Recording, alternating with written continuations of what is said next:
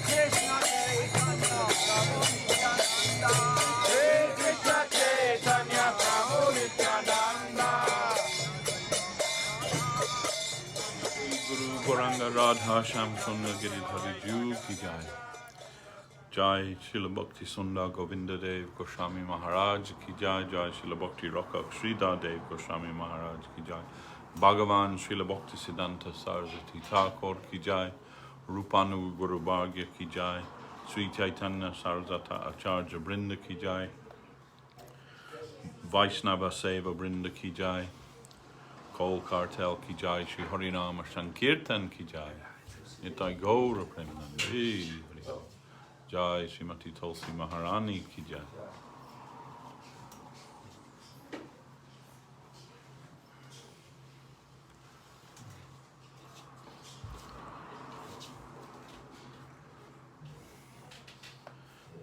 Welcome everybody to our Sunday afternoon talk at the Green Street branch of the Sri Chaitanya Saraswat Math, London chapter. I wasn't able to join with you last week, but this week we are back up and running. So, Mahaprabhu has given us very simple and sublime teaching for this Kali Yuga age, and which is the Nama Sankirtan of Lord Krishna.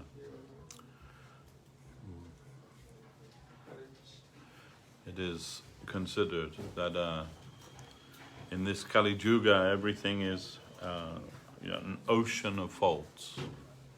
Kale, dosha, Rajan Nidhi. But there is one redeeming factor that simply by conducting the Sankirtan of Lord Sri Krishna, taking part in that Sankirtan, we can get the highest attainment in life. But some caveat is included there, that Mahaprabhu himself has taught that to be qualified for Nama Sankirtan, we must ourselves practice humility, tolerance, and giving honor to others. Trinadapi sunichena tororiva suhishnina amanina manadena kirtaniya shodohori. This is Mahaprabhu's own teaching. Only eight stanzas he gave for our benefit. Directly means directly from his own hand, his own pen. And this is the third, that is collectively they're known as the Shikshastakam. And the third shloka is Trunadapi Sunichena Torodiva Suhishnuna Amanina Manadena Kirtaniya Shadahari. If we are serious about chanting the holy name of the Lord, then there is no other possibility for us to become qualified to do that unless we practice humility, tolerance, and giving honor to others. It is not sufficient to say, "Oh, I can't do that." Then no possibility of Shuddhanam ever coming if you cannot do that. But it is not impossible, it is possible. Not only possible, it is necessary to be humble. And what kind of humility? Mahaprabhu is told, humble like the grass, humble like a blade of grass. That everybody walks on the blade of grass, and the grass does not complain, the grass does not push back. So Bhaktivinoda Thakur, in his commentary of this verse, he says, we are worse, our position is worse than the blade of grass, because when Krishna comes to grace us, we push back. No, I don't want it. I want something else. So that is our misfortune. But we will practice humility, although it may not come naturally to us in our conditioned state. We must practice humility. So you know that what they say in modern language is say, fake it till you make it. But not fake humility, but sincere attempt at humility. And humility and tolerance. Mahaprabhu said, what kind of tolerance? Tolerance like a tree. The tree has been given as the example for tolerance. That if you carve your name in the tree doesn't object. If you cut off the branches of the tree doesn't object. Even if you cut down the tree does not object, but still continues to give its shade and its fruits and flowers and so on, even to the very person who's cutting down the tree. Jai Gurudev. So this is necessary. And to give honor to others. This is the all are not easy, all are difficult, but especially we do not like to give honor to others because we are only interested in honor for ourselves, recognition for ourselves. But by honoring others, we ourselves become honorable.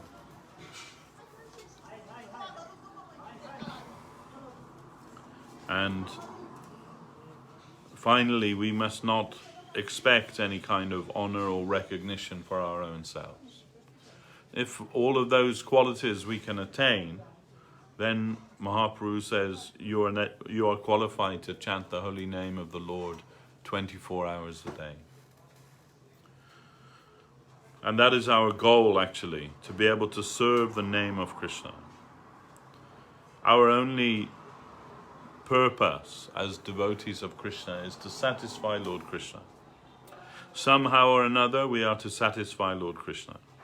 We are to give up our own endeavor for happiness separate to Krishna. When Srila Gurudev would give initiation, often he would say, chant Hare Krishna and be happy. But that doesn't mean that you should chant Hare Krishna and at the same time try and contrive some way to be happy in this world. But rather, it means by chanting the holy name of the Lord, you will be happy.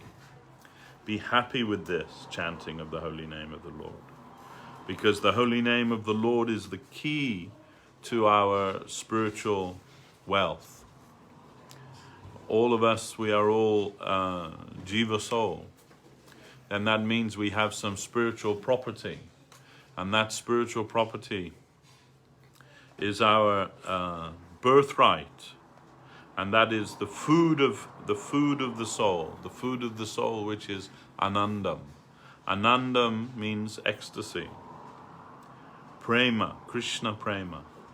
We are to try and unlock our capacity for Krishna prema. Make ourselves, Srila Gurudev would say, make yourself a fit receiver. So just like if you want to listen to a particular radio station, you need to tune in to that frequency. If you have a good receiver, a good radio receiver, you can tune into that frequency and listen to that, whatever type of music or whatever it is that you want. Otherwise, it is not possible. It is flowing there. So many vibrations going through the ether. But we cannot hear them with our ear. But if we have a proper receiver, you can tune in, then you can hear what is the desired wave of transmission. So similarly, the transmission from the spiritual world, that is always being broadcast. Only we have to make ourselves as a proper recipient for that. So to be a recipient of that it is called Dibya Gyan. Dibya Gyan, that means we have to practice humility, tolerance, and giving honor to others. There is no alternative. This is not like, oh, well, I'll practice Krishna consciousness as long as I can skip those things. No, you cannot. And you cannot satisfy Lord Krishna without the proper mood of chanting.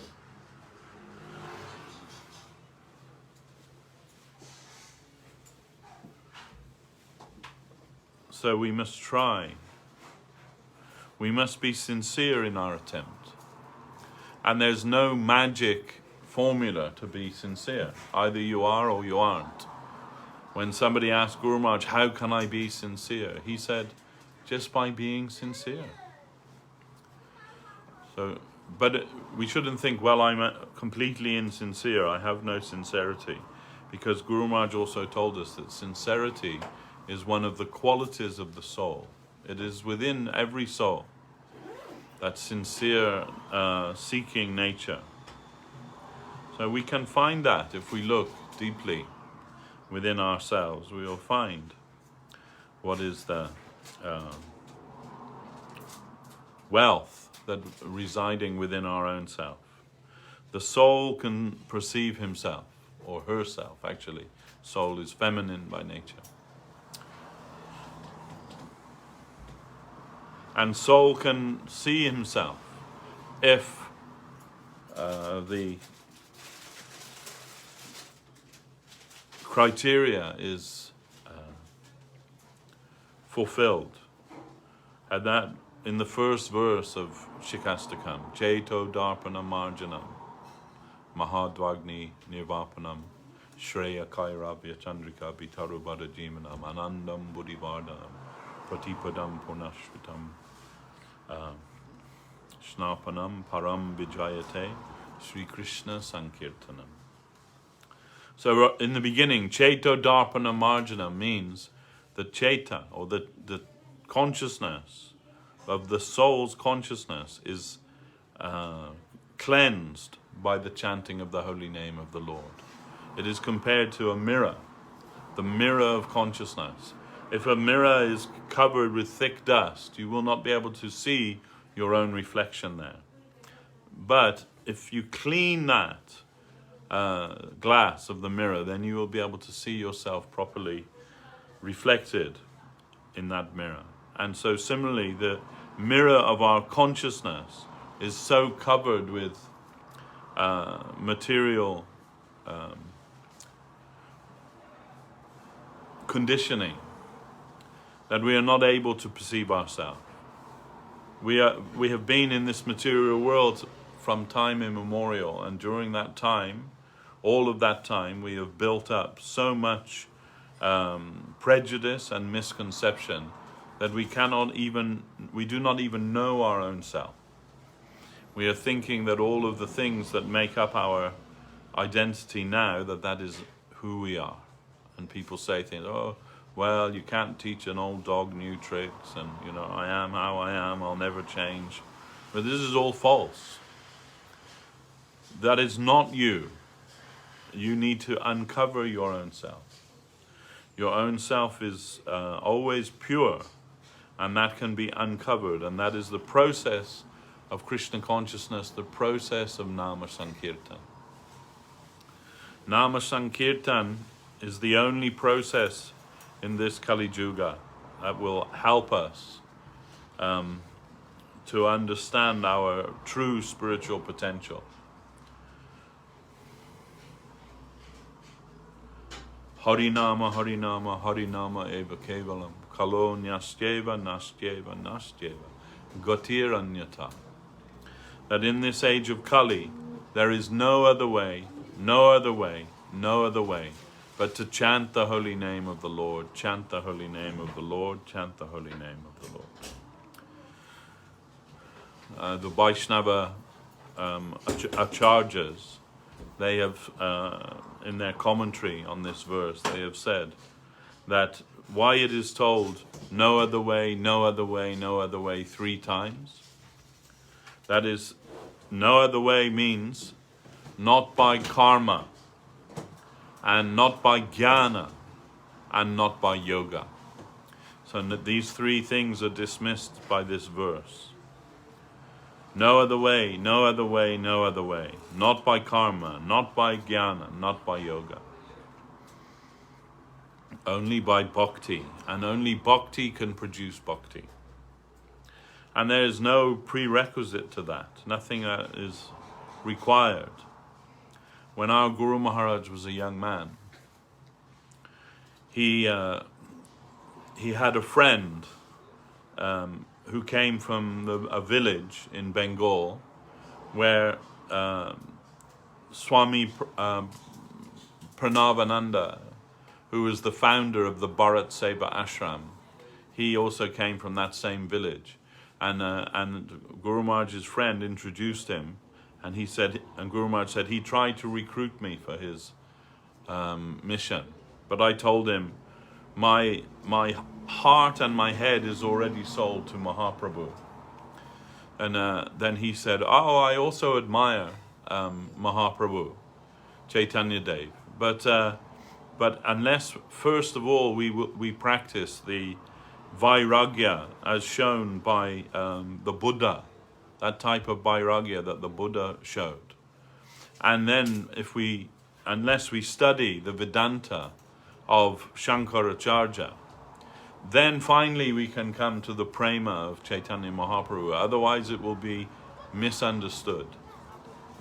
And Guru Maharaj said, oh, I'm happy that you also appreciate the teaching of Mahaprabhu, the religion of Prema Dharma as given by Mahaprabhu. But Mahaprabhu didn't say that you have to practice the abnegation of Buddha or study the Vedanta as taught by Shankaracharya. He said, from whatever position you are, come directly to me and take up the practice of Sri Krishna Sankirtan. So this is the fact. We do not need any other addition. We do not need any prerequisite. We do not need to make ourselves qualified in any other way except in the practice of humility, tolerance, and giving honor to others. And why do we keep repeating this? Because our Guru Maharaj said this is the trade secret of bhakti. Without humility, tolerance, and honor to all, then that bhakti is just a lifeless formality. You will not gain anything by that. So that is the prerequisite, that we will try to follow the directive of Mahaprabhu, to be humble, to be tolerant, to give honor to others, as much as we are able to do in a sincere and honest way. Not fake humility. Anyone can fake humility. We can see that. You can be very humble. But Srila Prabhupada A.C. Bhaktivedanta Swami Maharaj, he said, too much humility is the sign of a thief. So be careful of that kind of humility. But tolerance, you can't fake tolerance. Either you're tolerant or you're not tolerant. And I cite to you all, if you drive a car, then you will understand if you are tolerant or not. When you see the other drivers, cutting you up and doing all kinds of things, are you tolerant or are you not? And I can say for myself, I'm always like cursing other drivers all the time when I'm going. So I can understand I am not tolerant. But we shall try to be tolerant. We shall try to be tolerant. And first of all, we shall be tolerant of the Vaishnavas. Because we are all a work in progress. Those of us who are aspiring to practice bhakti. We are not,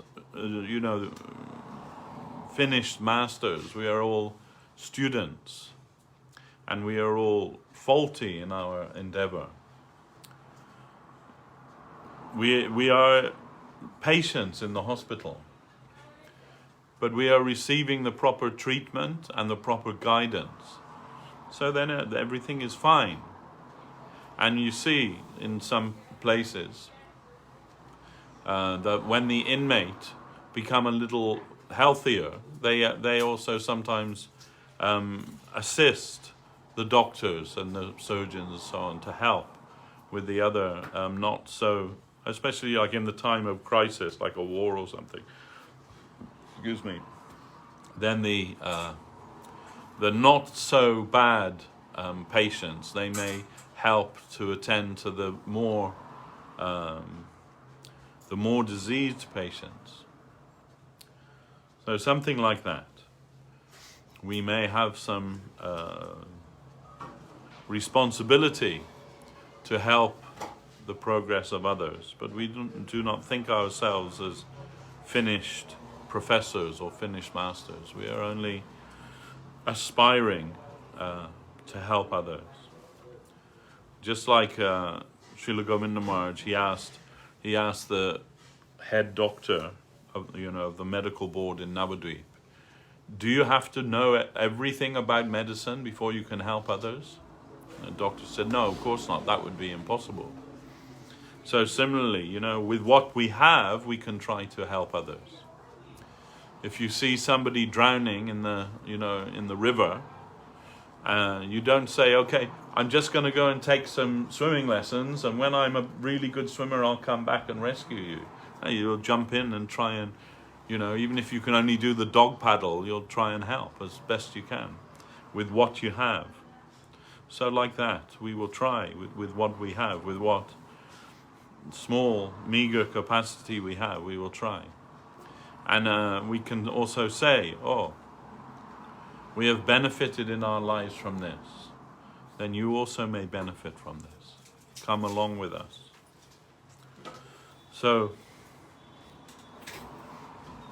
but ultimately our goal is the satisfaction of Lord Krishna. We are to try to sacrifice something of ourselves for his satisfaction. Now we are all slaves to comfort and convenience. We are looking for that. Some comfortable arrangement, some convenient arrangement, where I can just go on with my life. I was just reading yesterday, Srila Govinda Maharaj speaking. He's talking about ahankara. This word ahankara. Ahankara, he says, ahankara means false ego. He says, but this is not a broad enough or good enough explanation of what it means. So actually, ahankara is a whole world in which we live. And there we live, and we live with our family and our friends and our position and everything that goes along with this. This is ahankara, the world that we live in. And my father accomplished this, and I'm following in his footsteps and trying to uphold the family name, and whatever it may be. This is all ahankara. That a false idea of the reality, and we are living in that world, and thinking that all of these obligations and duties and everything that we have in this world are all very significant and important. But Krishna says to Arjuna, Sarva dharmam parityaja mamekam sharanam raja. Aham tam sarva papebhyo mokshayishami ma shucha. Whatever you think is your dharma, your duty in this world, leave it now, he tells Arjuna. Leave it. Whatever your conception may be, leave it and just surrender to me. Sarva dharman. That means all the things that we think are our responsibility in this world. Leave it now and just surrender to me. And don't worry, don't fear. Actually, he says, don't fear that you will be overcome by the reaction of neglecting your duties in this world. Because I will protect you, because you are dear to me. And if you cannot believe me, Arjun, then who will you believe?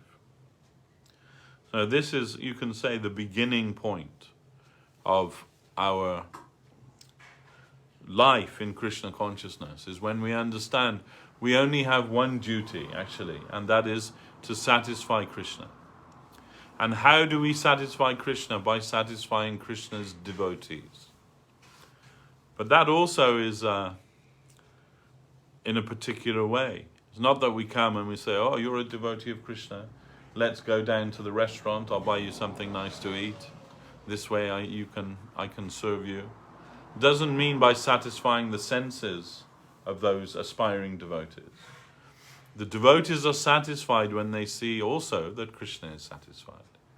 So by engagement in Krishna's service, the devotees become satisfied and we also become satisfied. And Krishna becomes satisfied. Because devotee means who is looking for the satisfaction of Krishna. It means that, to be devout. Devotion to Krishna. Guru Maharaj said, I like this word devotee. Or Gurudev, Srila Govinda Maharaj. I like this word devotee, but we hear so much devotee. But who actually is a devotee? And how much is somebody a devotee? Who is 5% devotee? Who is 10% devotee? Who 50% or who is 100% devotee? You cannot tell just by looking. You cannot tell. Once I received a letter from Guru Maharaj and he said, we must be careful that, sometimes we see that someone who's lived in the temple for 20 years, but they're only looking for some fame and fortune and a comfortable situation. And somebody who's living outside, they are eagerly trying to satisfy their Lord. Although they may be involved in so many things in this material world by the will of providence. So you cannot see just from the outward appearance. Just because somebody wears a saffron cloth and carries a danda, that doesn't mean that they are therefore a great devotee of Krishna. That is external thing. Guru Maharaj would often say, that a famous line by the Scottish poet Robbie Burns, or as they call Rabbi Burns, they say in Scotland. And Guru Maharaj would often quote this, that rank is but the guinea stamp, man is the gold for that. So for those of you who remember the guinea, that was a part of English currency at one time. I think it was £1 and 10 pence or something. Was that how what it was? Yeah.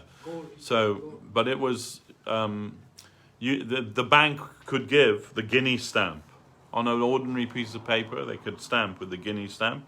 You could exchange that for money.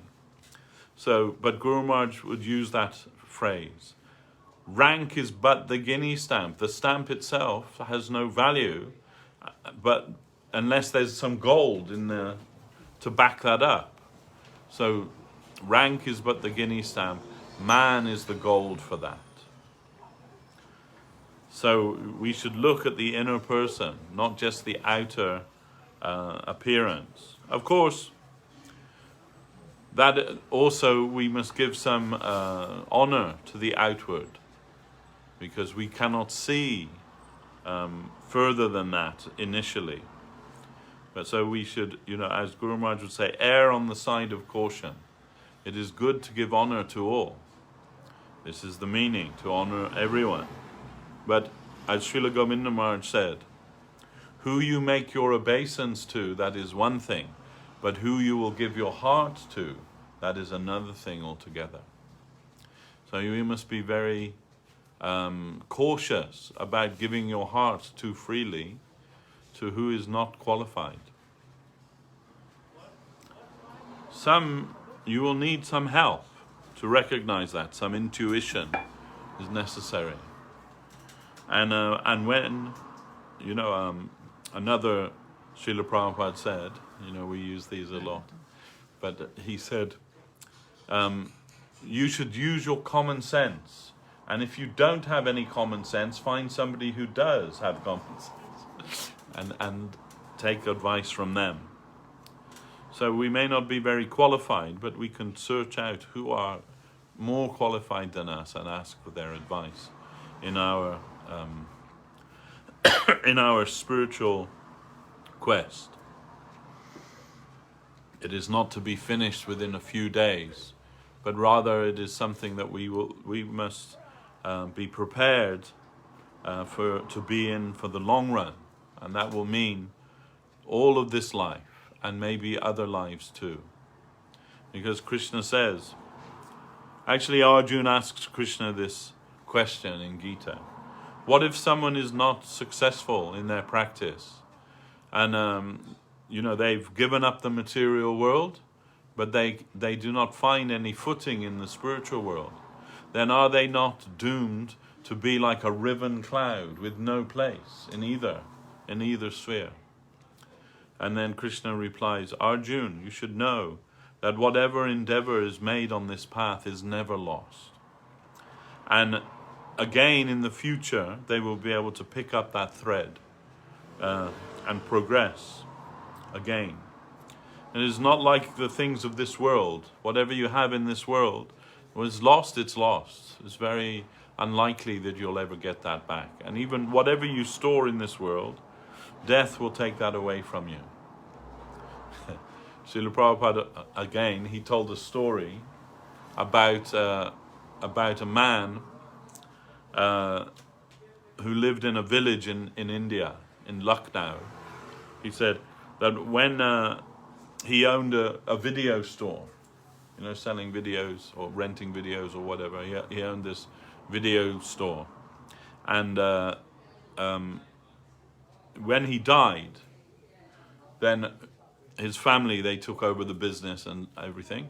And then he was reborn again in that village, in another family, but he could remember his past life. And he remembered, oh, that was my wife, these are my sons, or he remembered everything. And so one day when he was a little, maybe teenager or something, he went to I'm your father from the, and this was my shop, and this was my wife, you were my wife, you were my sons. And Prabhupada said they beat him with their shoes, chased him away. So this is the nature of this material world. You can't hold on to anything here. So as it says in the Bible, do not store your wealth where rust and moth will corrupt it, but rather store up your wealth in the house of the Lord.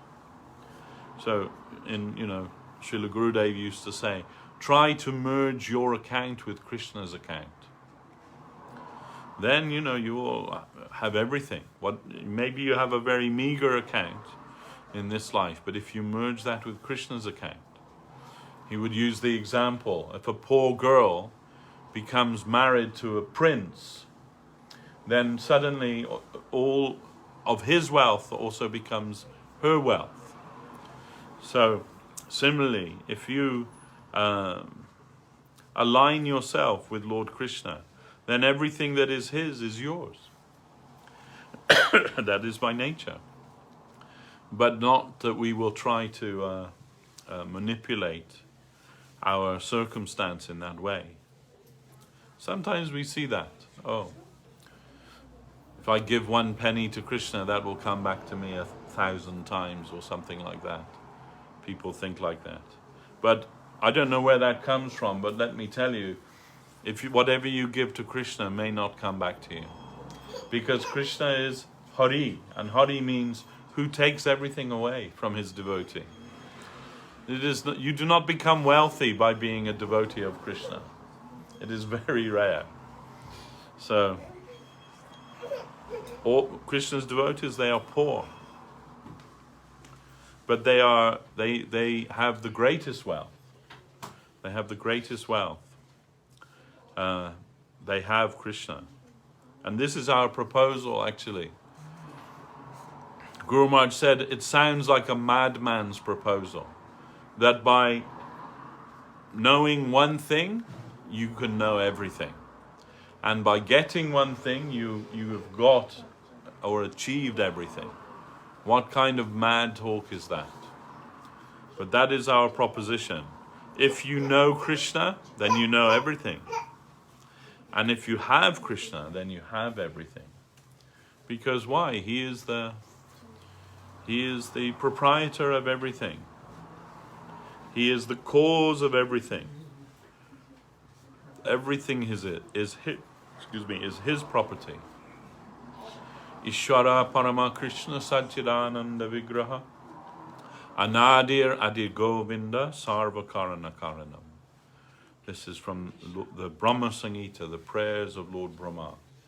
That everything, Krishna is the cause of everything. I worship Lord Govinda, the primeval Lord. That he is the Parameshwara. We are all like little Ishwaras, trying to enjoy the things of this material world. But Krishna, he is the Parameshwara. That is the supreme enjoyer and the supreme controller of everything. And he is Satchidananda Vigraha. He's the very embodiment of consciousness, the very embodiment of eternity, and the very embodiment of bliss. And it is also told the soul is of that nature, but we see that we are lacking something there. It is Sat, means we are eternal. Okay, with that we can agree, we are eternal. And Chit, we are conscious. We're conscious of our own existence. That also we can agree on. But Anandam, where is that Anandam? We are not experiencing Anandam. We are struggling and suffering in this material world. And 2 weeks holiday in Spain as a little relief from that suffering in this material world, we are concluding that is happiness. But that is not happiness, actually. Happiness has some positive meaning. And Krishna is that embodiment of that. Srila Gurudev said, everyone wants to be happy, but how can they be happy if they ignore happiness himself? And that is Krishna. Krishna is happiness himself. Happiness personified. Satchit Ananda Vigraha. He's the very embodiment of that. Anadir Adir Govinda. He is the original Govinda, the original cowherd boy of Vrindavan. And Sarva Karana Karanam. That he is the cause of all causes. Sometimes people ask that. Oh, if God made us, who made God? They say. But God is self-manifest, existing eternally in his own abode. And we are always forced to think in a linear way. That in this material world, everything has a beginning, a middle, and an end. So everything has some origin, you can say. But that is only within the confines of this material world, where the laws of time and space apply. So here, time and space moves in a linear way, from beginning to end. Beginning, middle, end, like that. But that template of time, if you like, does not apply in the spiritual world. The spiritual world has a different type of time. It is told that time is ever present there as the eternal now. Of course, in the material world, we can also say, if we are a little introspective, we can say that actually only now exists, because the past is only a memory, and the future is just a dream. We do not know what is the future, and we cannot change the past. We only have what we have in our hand now. But we have this, you can say, sense of a linear time, that we have started something, and now we are heading towards the end. And the end for us means death, and then rebirth, and all of these things. But in the spiritual world, time is ever present as a constant now. And you can say, Krishnadas Kaviraj has given some understanding of spiritual time, that it moves in a circular way. But that is also only for our own, you can say, meager ability to understand. So that means that there everything is moving in a circular way, and he gives the example like the sun always rising somewhere. So now the sun is rising here, and in 8 hours the sun is rising there. It is the same sun, and it is rising now at this very moment. Somewhere on the earth the sun is rising, and somewhere else on the earth the sun is setting, and somewhere else the sun is full, at its full capacity. That should be now here, but of course we live in England, so the clouds obscure the sun. But anyhow, something like that. So just so that we can get some idea, but it is not the totality of that, of what spiritual time is. So we are not thinking. Here we are thinking, okay, God created us. There's some point in time when we didn't exist, and now, and then we came into existence, and now we're existing. But this is all material thought. That leads us to think also, oh, then there must have been a time when Krishna didn't exist, and now he exists. But that is our material thinking. Krishna says to Arjuna in the Gita, never was there a time when I did not exist, nor you, nor all of these kings. And never will there be a time in the future when any of us cease to be. It says, many lives we have passed, Arjuna, but the difference is that I remember all of them and you remember none of them. And that is the nature, because we are finite jiva soul, then it is not actually helpful for us to remember all of our past lives. When we think of some painful experience in this life, maybe we lost a pet, maybe we lost our father or our mother or our brother or sister or husband or wife or whatever, and that recollection of that is painful. So then if you think that maybe that every life we're going through that same thing, every life we are seeing our relatives and our loved ones dying, then if you could remember all of that, how would you be able to tolerate such pain? So then, by nature's arrangement, we forget those things, and we are only given to remember the things in this life, and even that is imperfect. We cannot remember anything, like if someone asked me or asked you today, 1 year ago on this day, at this time, what were you doing? Almost nobody would be able to reply accurately. It's just a year. Surely you can remember. No, it's impossible. Unless there's some, significant marker. Oh, well, it was my birthday, so I was doing this or doing. But generally we can remember any of those things.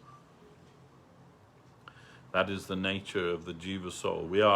Krishna is infinite, and we are infinitesimal.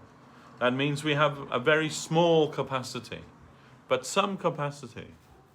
So then, as a finite jiva, if we are able to merge our account with Krishna's account, that means if we are able to establish a real connection with him, then we must find that actually we have, by that connection, we now have everything.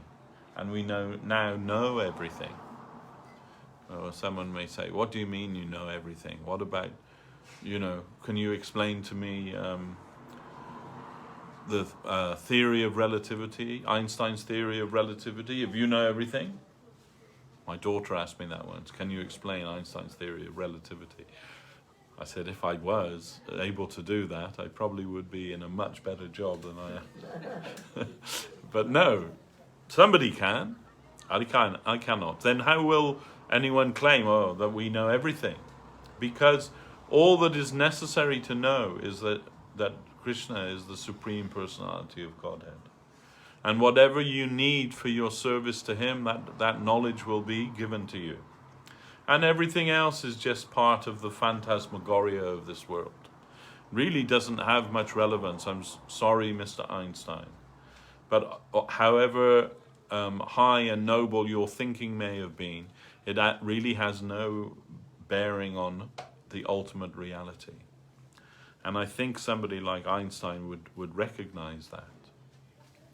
In fact, that's what they said. At one time, Isaac Newton, he was considered to be the greatest thinker in the world, and somebody said to him, "Oh, we think you know everything, you're the most intelligent person." And he said, "Well, at least I can say that I'm more intelligent than you are, because I can see that the knowledge is like a vast ocean, and I am just collecting a few pebbles on the shore of that ocean." So those who are endowed with great intelligence and knowledge and so on, they usually, that humbles them. That makes them to see their relative position. When you come in connection with something great, even in this material world, the outcome of that is that it produces humility in the seer. Who has seen that? They feel humbled by that. And that is maybe even just something in this material world. If you go, just go to the Grand Canyon in America and see how vast, huge that is, you must feel small and humble. If you go to see the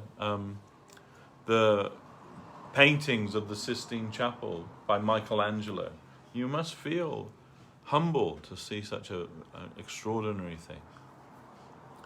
And many examples. I'm sure that everyone can think of many examples when you feel like that. And that's the case, that when we see the vastness of the Lord's creation, we cannot but feel humble.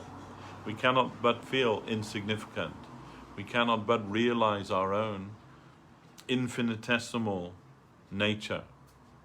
But what is the problem then? The problem is that in the time of our clarity we may see something like that, but most of the time we are completely enveloped in our own false identification with this world and our own perceived self-importance. We are all thinking that we are very important in one way or another. But this is all antithetical to devotion. To feel yourself great is only like a foolish arrogance. We are anything but great, actually. If you think about that, like that, this small planet where we live, there's a TV show they call The Third Rock from the Sun. The Earth is that. And how vast is this universe, right? Approximately infinite. And then how many planets like the Earth? If you go out some way, you won't even see the Earth. It'll just be something amongst so many, billions and billions. If you look in the sky at night, no one can count all of the stars in the sky. And we're not even that. Now, I don't know, but modern thinking, they say that the stars mean a sun in a particular galaxy or a particular solar system within this universe. So in our solar system, one sun and many other planets around orbiting that sun. So when we look into the sky, according to the modern, I don't know if it's right or not, but when we look into the sky and we see all these billions of planets, we're looking at billions of suns, and all of those suns surrounded by so many planets like our own planet.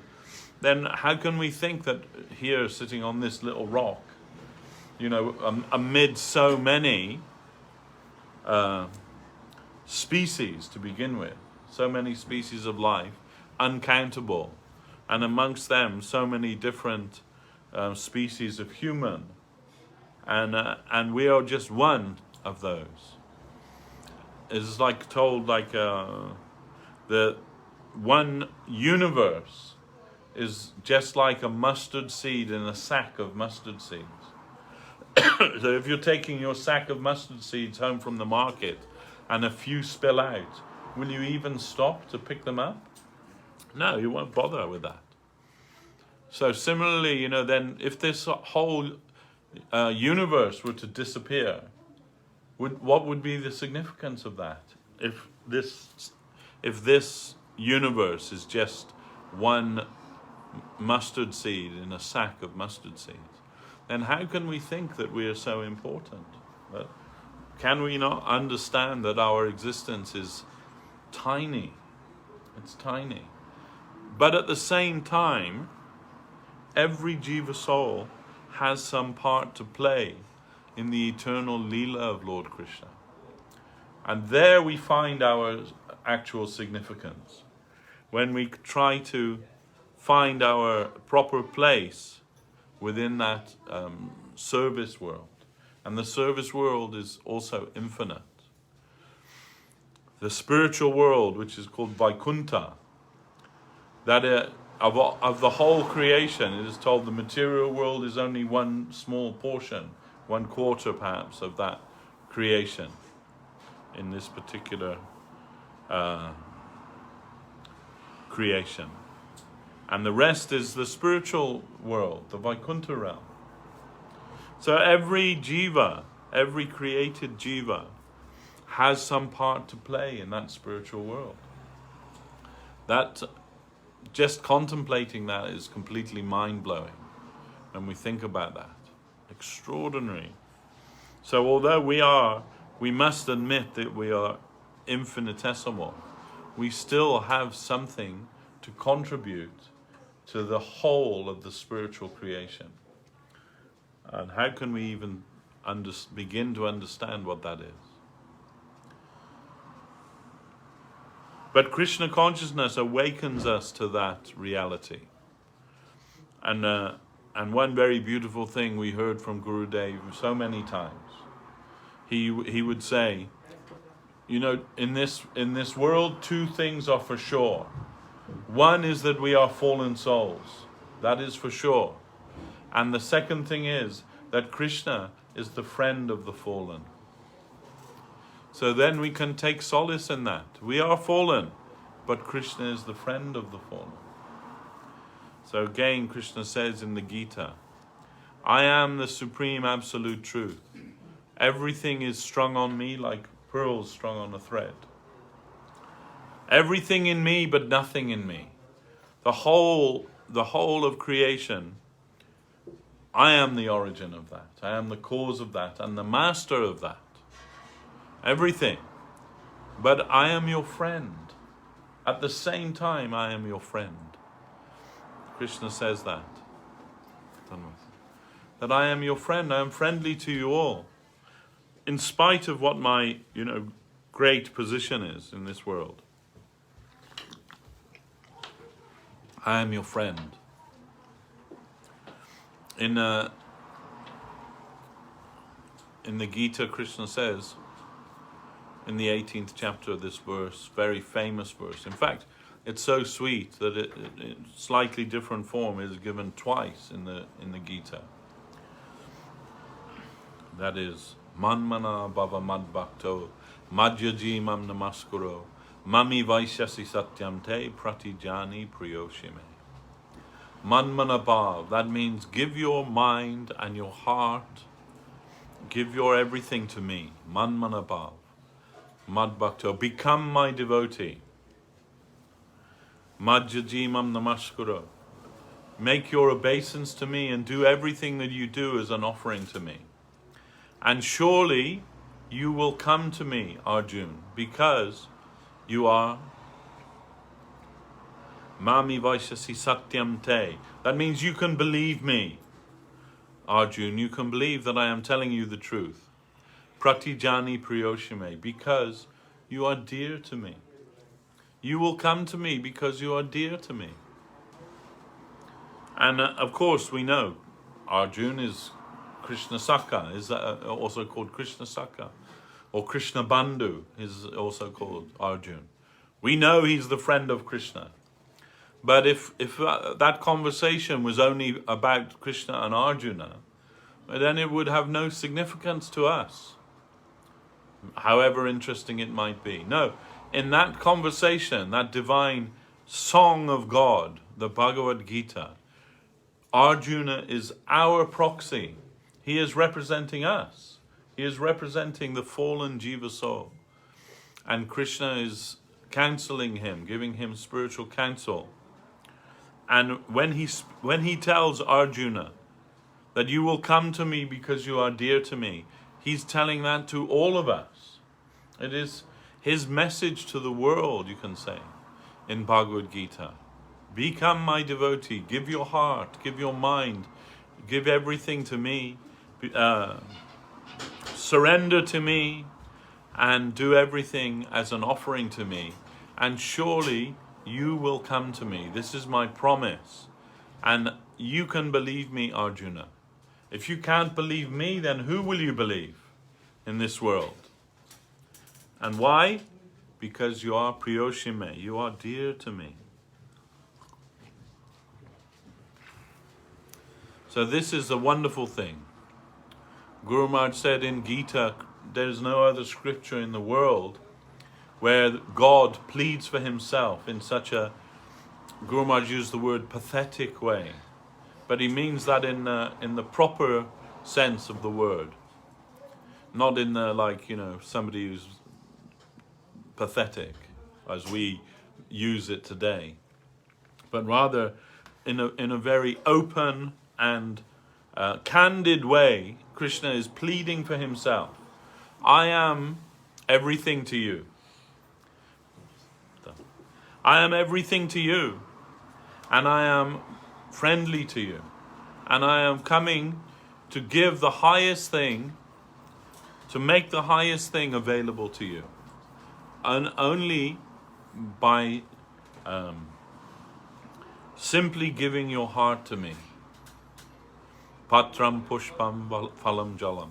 Krishna says, if you just offer me a leaf, a flower, some water, if your offering is sincere, I accept that as an offering of love. Sometimes, when especially in South India, there are some famous temples, and they say, if you offer the deity that in this temple, your own weight equivalent in anything, gold or jewels or flowers or whatever it may be, then whatever you desire, he will grant you. So people do that. They go to the temple, they weigh themselves, and they give something equal to their weight as an offering to the Lord. And they can request that, Lord, please you give me something. And they will get their heart's desire. But Krishna doesn't make such a stipulation. Krishna just says, offer me a flower, a leaf, some water, little fruit, anything, simple thing, which anyone may have. And I will accept that.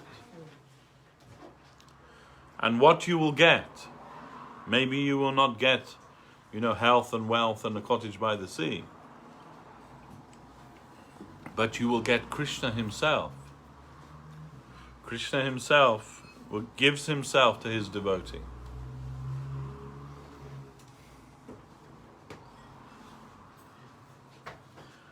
So we should be anxious to hear about Krishna. We should be anxious to see Lord Krishna. Because once you see Krishna, then nothing in this material world can hold any charm for you anymore. In Bhakti Rasamrita Sindhu, Srila Rupa Goswami Prabhu, he has given a verse, and there he says, oh my dear friend, if you want to enjoy with your friends and family in this material world, then I have to advise you, don't go and see that blackish boy playing his flute on the banks of Keshigat. Because once you see him, his beautiful form bending in three ways, with his eyes like blooming lotus petals, and with the flute dancing against his lips. If you even glance upon him, then everything in this material world will become like rubbish to you. You will not be able to enjoy your life anymore. So if you are serious about having a happy life in this material world, then my advice is better not to go and see that boy there. Because this is the response, the natural response of the Jiva soul when he comes in connection with the super soul. Krishna is the supreme soul, and he is called Bhagavan. Bhagavan generally means who is full of opulence. 6 opulences is given. But Srila Jiva Goswami Prabhu is given a finer definition of Bhagavan. Then he says the word Bhagavan comes from this phrase, Bhajaniya Guna Vishishta. That whoever comes in connection with him, their natural response is that they want to offer themselves to him. They want to give themselves to him and in service to him. They want to be his. They want to possess him. They want to be possessed by him. They want to sacrifice themselves for him. This is the natural response of the jiva coming in connection with Bhagavan. In the ultimate sense, because Bhagavan means many things in the general sense. Sometimes Narad is called Bhagavan. Sometimes Mahadev is called Bhagavan. And Narayan in Vaikuntha, Bhagavan. And so many like this. But Swayam Bhagavan. Swayam Bhagavan means the original Bhagavan. That is Krishna of Vrindavan. And not just Krishna of Vrindavan, but Krishna who is the lover of the gopis. That Krishna. And not just Krishna, the lover of the gopis, but Krishna who is at the side of Srimati Radharani. That is actually the meaning of Swayam Bhagavan. When Krishna dances with the cowherd girls in Rasa Lila, each one is thinking that he is with them, that Krishna is with them alone. But all, that is Swayam Bhagavan Krishna only with Srimati Radharani. And all the other cowherd girls, that form of Krishna that is called Swayam Prakash, the identical manifestation of the Lord. But Swayam Bhagavan Krishna only with Srimati Radharani. We hear that during that rasa dance, when Krishna couldn't see, or each girl is thinking, oh, that Krishna is with me alone, and then some pride coming in her heart, then Krishna does not like pride in his devotee. So then, for some fun, then he disappeared from that group of girls that he was dancing with. Suddenly he disappeared, and they are left alone, and they are feeling now crazy. Where is Krishna? Where is Krishna? They are looking for Krishna, hunting for Krishna everywhere. Then Krishna wants to observe the fun more. So then he comes before them as four-armed Narayan. And he shows his forearms in front of them. And they know who is Narayan. So they are doing some worship and praying to him. But they're praying to him, oh, Lord Narayan, you are omnipotent, omniscient, you know everything. Then you must also know where Krishna is. Can you tell us where Krishna is? We're looking for Krishna. Can you tell us where Krishna is? So, anyway, this way, Krishna having some fun with the cowherd girls. But when Srimati Radharani comes before him, then he cannot keep 4 arms anymore. 2 arms dropping he's bringing back. But then, because in front of Srimati Radharani, Krishna can only be Krishna. It is told that she only sees Krishna. Wherever she casts her glance, there is Krishna. So in front of her, in front of the other cowherd girls, he can maintain his four-armed form. But in front of Radharani, he cannot. It is not possible for him. This is how much completely she is the mistress of his heart. So then, according to Srila Jiva Goswami, Swayam Bhagavan is Krishna of Vrindavan, but Krishna with Srimati Radharani. That is the original form of the Lord. The highest form of divinity is Lord Krishna with Srimati Radharani in Vrindavan. And that is our Ishta Devata. That is the goal of our aspiration, our worship, our chanting, our everything. That is for some connection with that divine couple in Braja. It is in this material world, when the quality of something increases, the quantity usually decreases, isn't it? So that is the highest, you can say, something that is very rare, its value is because of its rarity. So once upon a time, maybe it's not anymore, but once upon a time, like the rarest jewel, the most valuable jewel in the world was the Kohinoor diamond. And I believe that Kohinoor diamond is in Queen Elizabeth's crown. But it originally came from India. So, because there is no other, maybe now the Hope diamond or something is more valuable, I don't know, discovered. But at that time, the Kohinoor, that was the most valued diamond in the whole world. Because its purity and everything was so rare to have that perfect form in that way. So then Guru Maharaj would say, we will not to take the Kohinoor to the marketplace. If you possess such a thing, you don't wear it. Even the Queen, right? When the Queen has some official function and she's wearing her crown, it's not the real crown. That's still locked up in the Tower of London. She's just got like a paste version, just in case something goes wrong. Like she leaves it on the table or something. So that's how it is, right? So similarly, the revelation of divinity given by Sri Chaitanya Dev in this Kali Yuga, it is the rarest thing. It is, Krishnadas Kaviraj Goswami is written in Chaitanya Charitamrita in praise of Mahaprabhu. Anarpita chirim chirat, Karuna yavar avatar, Karuna yavatar, I forget.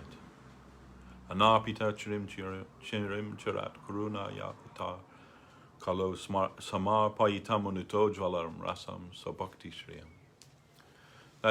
That means, Anarpita chirim charat means you have come to give that thing which has never been given in this world before. So what did Mahaprabhu come to give that was never available in this world before? Krishna Prema. Krishna Prema. Even when Krishna came and showed his Leela in Vrindavan, it was in a closed group. It wasn't available to everybody. Only in a closed group, his purest devotees, they saw that. And it was recorded in Srimad Bhagavatam, we know. But when Mahaprabhu came, he wanted to distribute that very thing to everyone. To everyone, without any consideration of who is qualified, who is unqualified. Krishna Prema. And he's given that through the practice of Nama Sankirtan. Nama Sankirtan is the religious process for Kali Yuga. So Chaitanya Mahaprabhu, he is the Kali Yuga avatar, but he is also the avatari, the origin of all avatars, because he is the combined form of Radha and Govinda as one. And that is only manifest once in the day of Lord Brahma. And that is this, in this Kali Yuga. And the Dwapara Yuga that just preceded that, Krishna shows his form as Swayam Bhagavan only once also in the day of Lord Brahma. That was this Dwapara Yuga. So how fortunate that Mahaprabhu has come to give that thing which was never given before, freely to everyone. He is Radha, Govinda combined as one. So he is Shyamasundar, Krishna. But now he has been enveloped by the Bhav and Kanti, the heart and halo of Srimati Radharani. And so Shyamasundar is now Gaurasundar. One name of Radharani is Gaurangi, that her limbs are golden. And when she embraces Shyamasundar and covers him, then Shyamasundar becomes Gaurasundar. He is not just an avatar of Krishna, he is directly Krishna, but enveloped by the Bhav and Kanti of Srimati Radharani.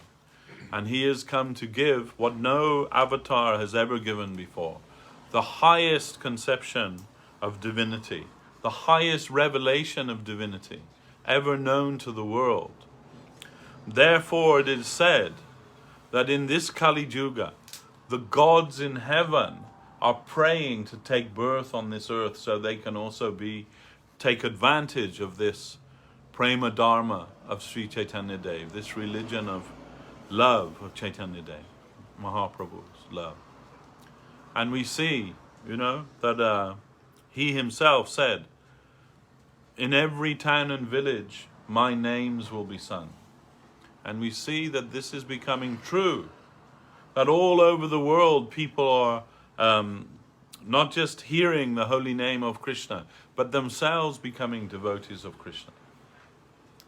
Otherwise, how is it possible that I'm sitting here speaking Hari Katha? I should be down the road in the church taking communion, shouldn't I? That was how I was brought up. A Christian boy, good Christian boy. But I left that for the religion of Mahaprabhu.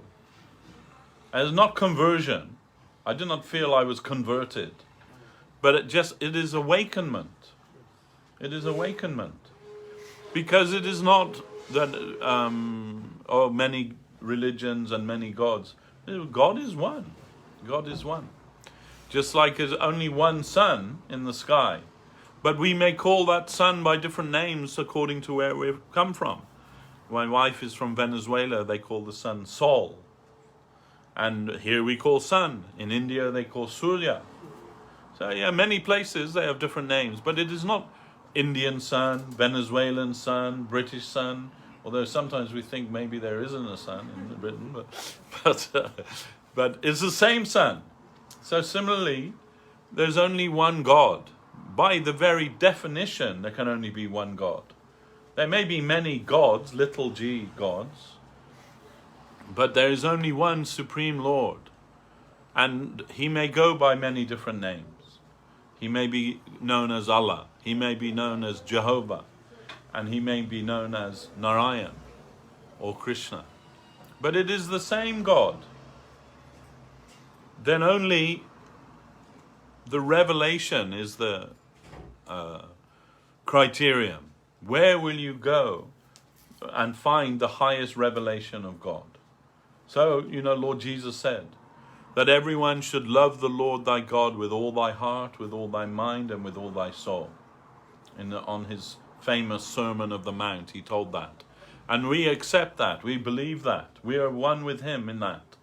But who is that God that he's talking about? There he is silent.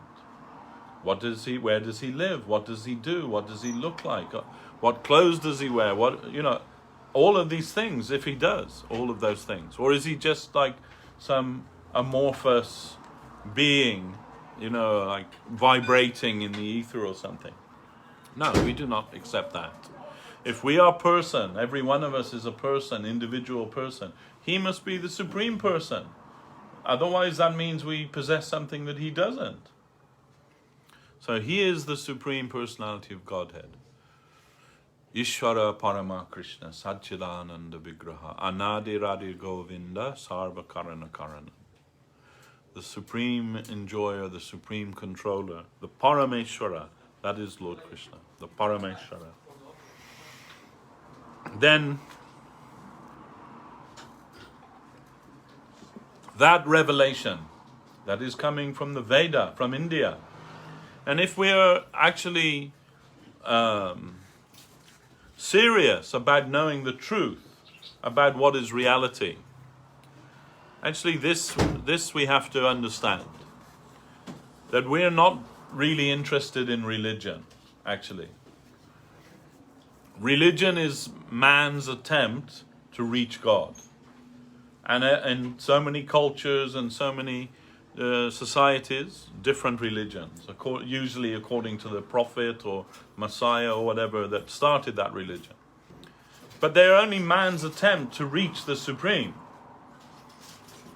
So, but we're not so much interested in the form, the religion in that sense. We're more interested in reality. What is reality? This is the main thing. And if somebody proclaims that they are a seeker of truth, then we must accept that truth wherever we find it. So if we can see, right, that this our Guru Maharaj told this when he was a teenager. There was a famous RAF pilot. His name was Mr. Nixon. He was a captain, or Captain Nixon or something.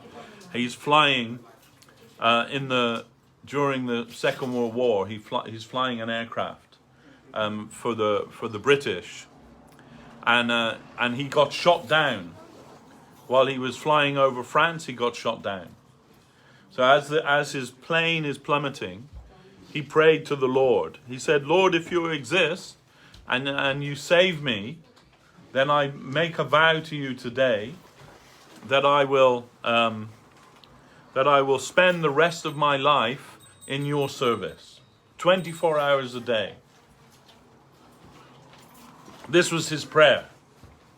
And then his plane crashed. But when he woke up, he found himself in an Allied hospital.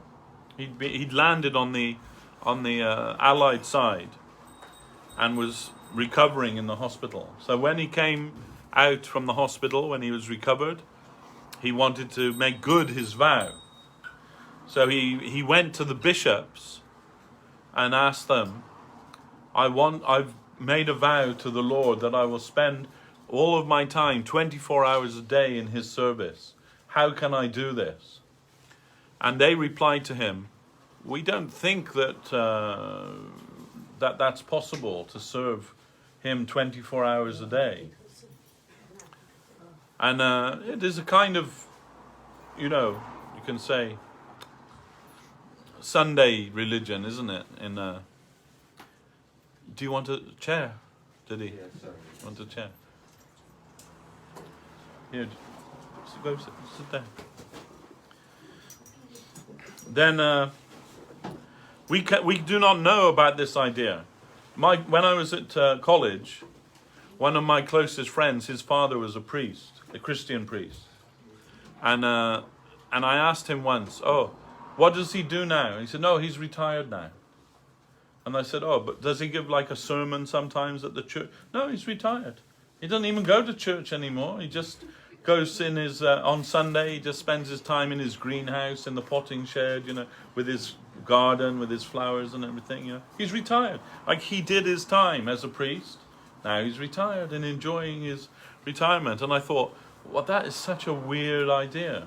surely, if you're really like a religious person, or, then the last part of your life, you should be earnestly devoting that to the Lord, isn't it? Not like, oh, I did my time, I've got my pension, and I'll just spend my time in the garden.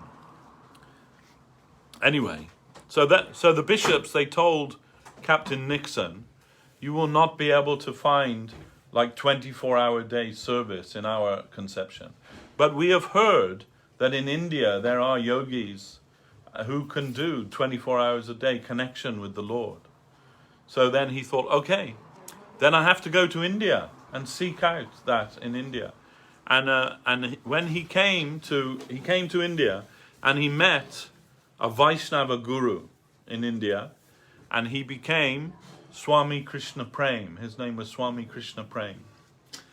And he became a Vaishnava.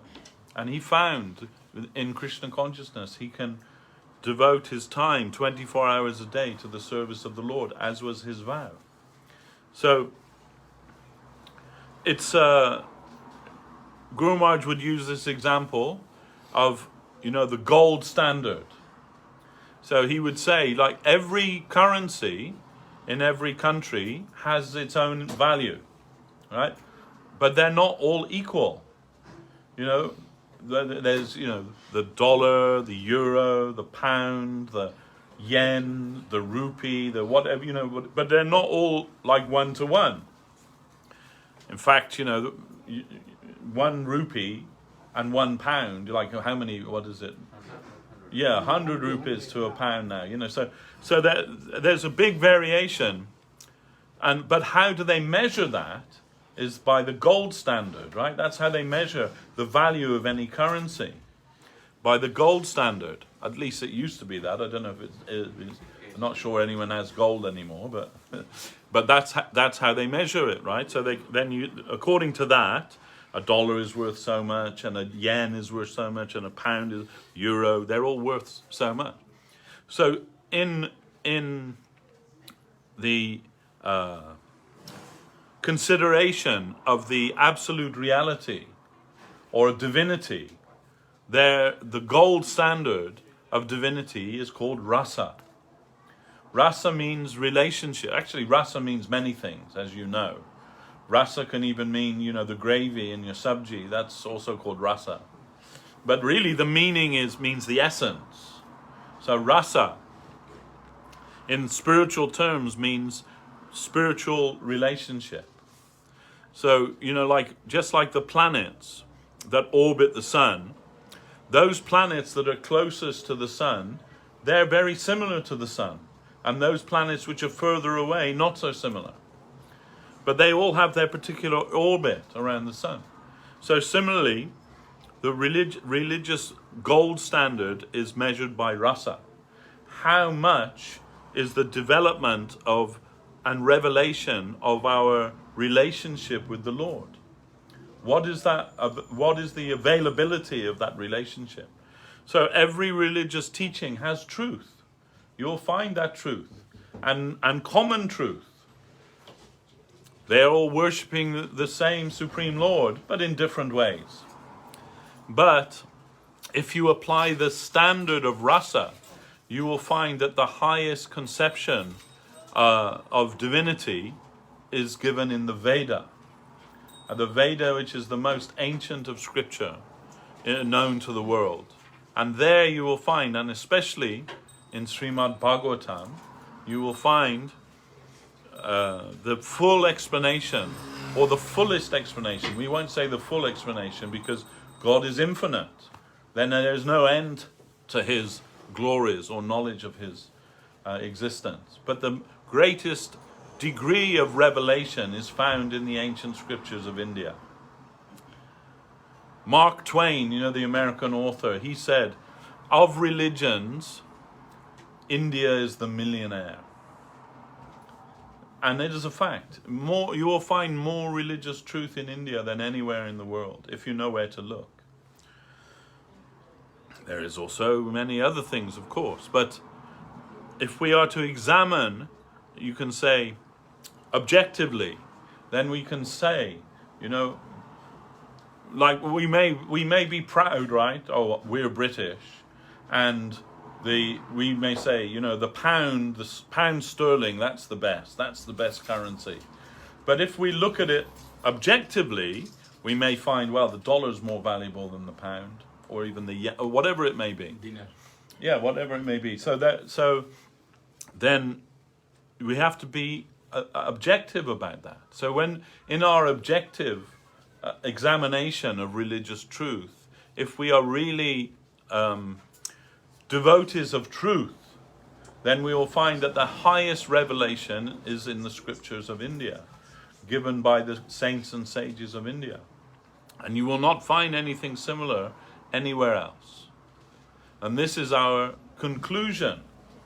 So that's why I'm not down the road taking Holy Communion in that church there, although my family might be. In fact, they're not. They don't do that anymore. But, you know, they might. At one time they might have. And I also might have when I was a boy.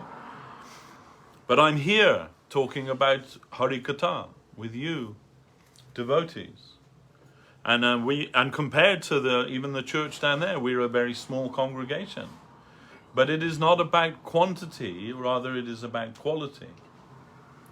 And so we are interested in quality, like Guru Maharaj saying, the Kohinoor, because it is so rare, it is of the highest value. But that means that there are very few of that standard. So in Krishna consciousness also, the revelation can only be appreciated by a few.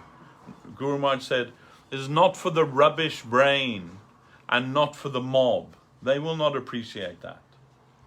So, you know, the term that Guru Maharaj used, not to take the Kohinoor to the marketplace, we say, in English, we say, not to cast pearl before swine.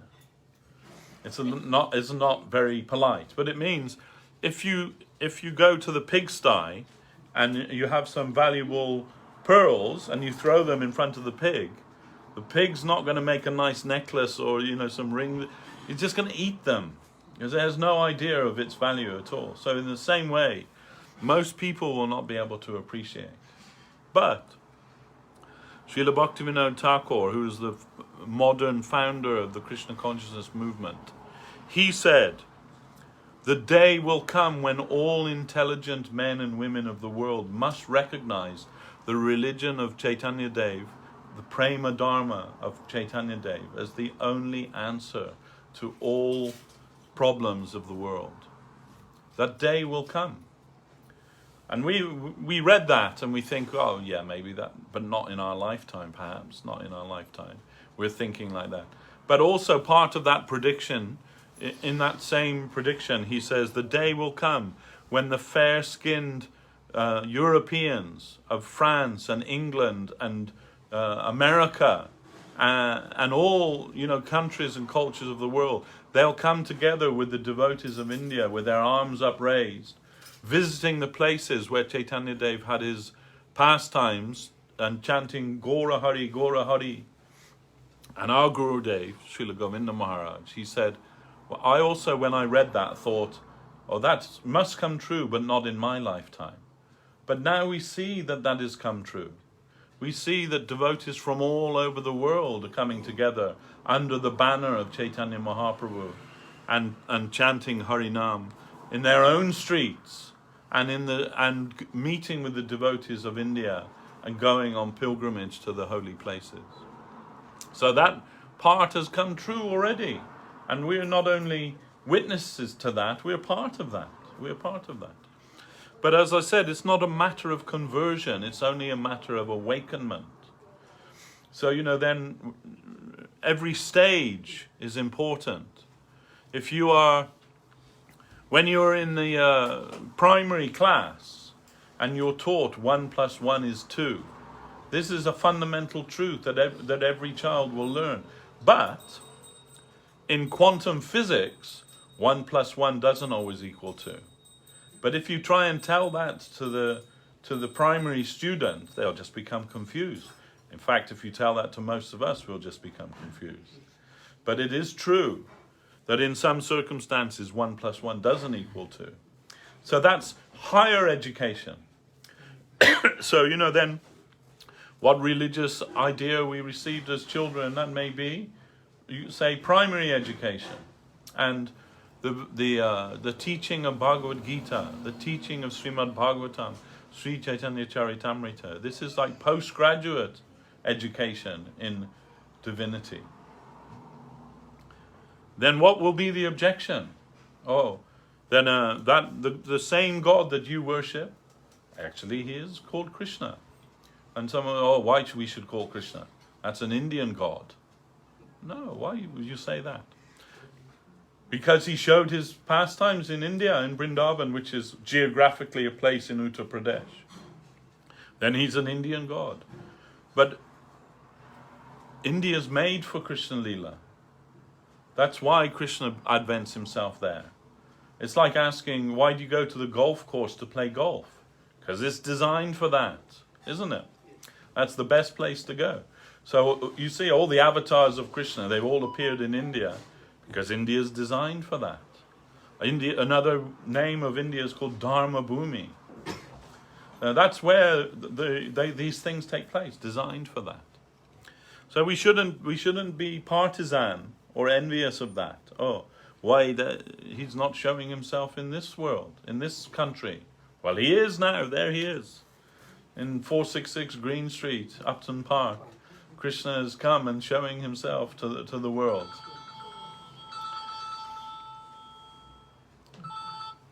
My daughter, when she was at university, she went with her boyfriend then. He was a physics major. And he wants to see this Hadron Collider, or whatever it's called, in Switzerland. You've probably heard about it, right? That they do this experiment. It took them like 20 years to set it up, to try and discover the Higgs boson particle, what they call the God particle, which is what's meant to have been like the origin of all life, everything. They think if we can simulate this, the environment in this laboratory, we can see if it actually exists or not. So they went there to see it. They have like an exhibition center there and everything. Strangely, when they decided to do this experiment, the scientists that were doing it, they said it could actually just like tear the whole of reality apart, and the universe as we know it could just like collapse on itself.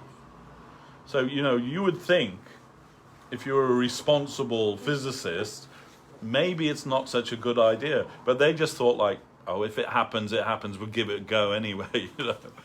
So they did, right? They did this. Then I asked her boyfriend. I said, so did you see it? He says, what do you mean? Did I see it? I said, the Higgs boson particle. They say that they discovered it. They made it happen. Did you see it? No. Why not? So it just happened, like it was there for a moment. And I said, well, so why do you believe what they say? They said, because they've got like reams and reams of evidence to show the experiment they did and everything, and we can read that. So then he was unhappily, I can say, when my daughter told me that he was her boyfriend, he was the head of the atheist society at the university where they were studying. So then I said to him, so you say that God doesn't exist, and why? He said, because no one has seen God. So I said, well, nobody you know has seen God, but we don't believe that. We believe there are those who have seen God. And what's the proof? It's like you're asking us to accept that they did this experiment, like a vast amount of money they had to spend to do this, and years and years and years of research, and they haven't even got it. They haven't even got a film of it, or they haven't even got it like captured in a test tube or anything. And he said, well, you can read the research and then decide for yourself. I said, so similarly, Srimad Bhagavatam proves the existence of God. You can read that treatise and then you can decide for yourself. Is it any less reasonable than what they're proposing? They can't show you, can they? I can't show you God, but they can't show you this God particle, this Higgs boson particle or whatever it's called. But you're willing to accept it by studying the information that they've given you. Then we have this information. It's called Srimad Bhagavatam. You can study that, and then you can understand God exists or doesn't exist. So,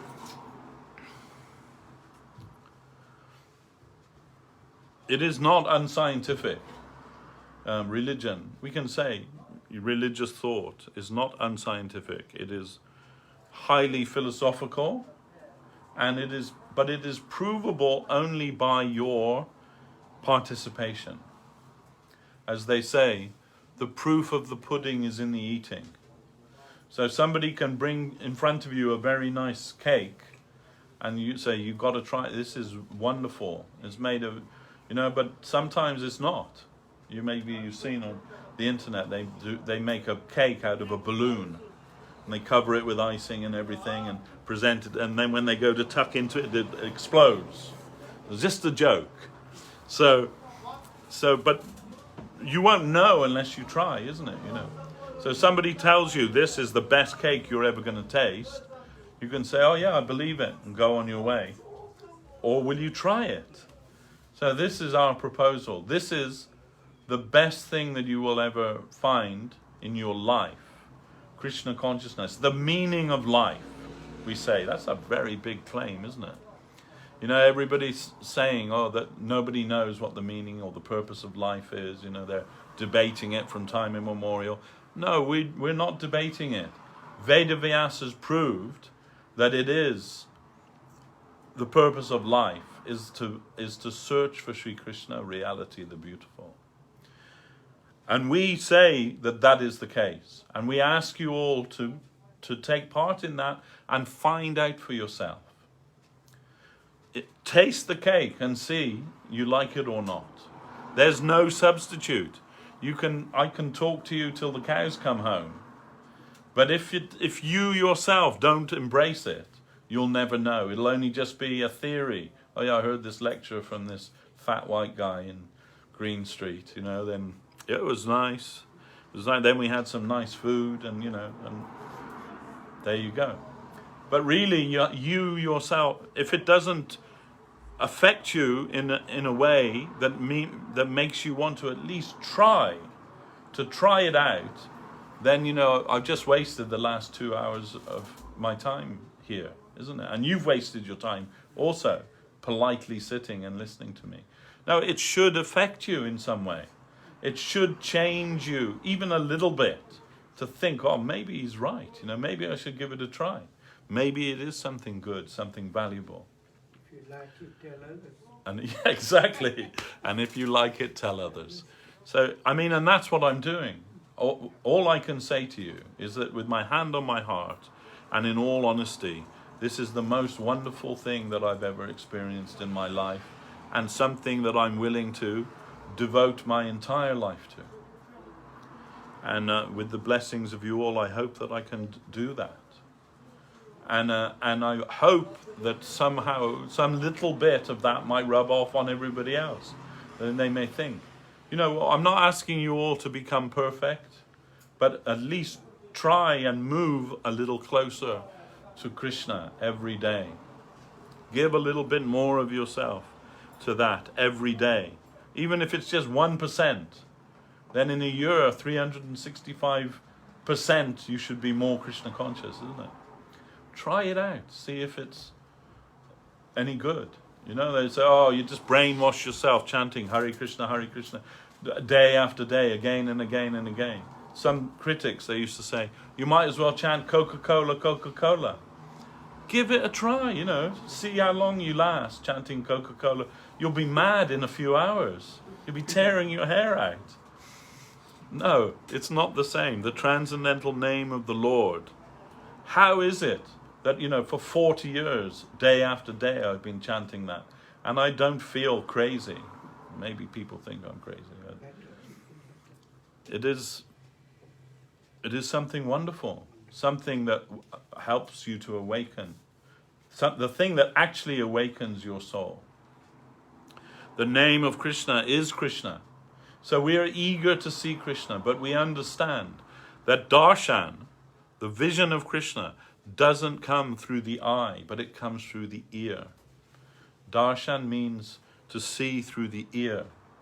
That means to give a sincere and submissive reception to the truth that is coming from the transcendental world. And that truth can even be broadcast by somebody as unqualified as me.